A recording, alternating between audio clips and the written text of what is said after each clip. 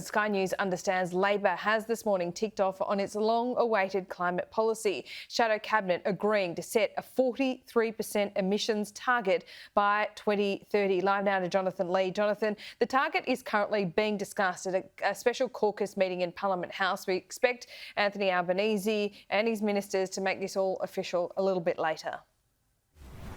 Yeah, Laura, good morning to you. This is just really solidifying Labor's position now and making it public. It's gone through Shadow Cabinet this morning, as you say, a 43% emissions reduction targets on 2005 levels by 2030.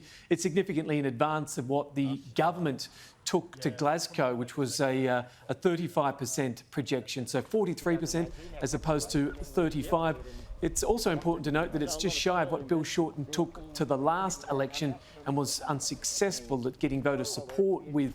What we can only take from this now is that Labor is obviously going to have a very ambitious agenda as to how it's going to drive down carbon and continue to decarbonise the economy. This has to be signed off by a caucus. That's really just a fait accompli now. But we will also learn more things by the end of today, hopefully, when it comes to emission standards, when it comes to petrol. We'll learn more about new economy, jobs and abatement measures. But a fait accompli now. It's going to be set up as to how they'll take this to the next election. No surprisingly, the government has been quick out of the gates to criticise Labor here.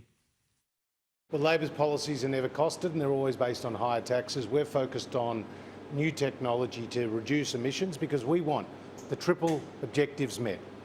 A smaller carbon footprint, lower electricity prices and a more stable and reliable grid. I say to the Australian people, look at Labor's track record. When they were last in government, electricity prices doubled.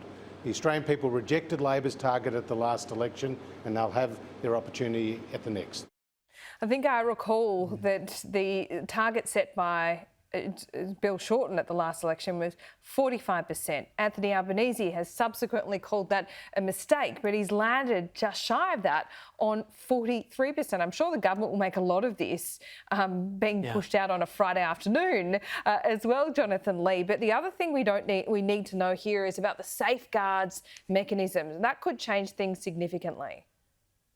Yeah, it could. And what we really have to learn now is how Labor plans to get there. When Anthony Albanese was talking probably a better part of 6 weeks ago, we said, well, you know, what is the modelling for this? And he said, oh, there's plenty of modelling out there. There's plenty of business modelling. Where he will double down on the government's modelling now remains to be seen. The safeguard measures, as you talk about there, whether that's a quasi-tax for business to reduce emissions, we have to find out, get into the minutiae now. But the opposition really doesn't want to make this an election issue other than to say that it is doing more than the government itself. So it's going to be a fascinating time. What this election campaign will be fought on, who knows at the moment? Will it be a khaki election? Will it be an economy election? Will it be an emissions election? Or all of the above? It could well get ugly.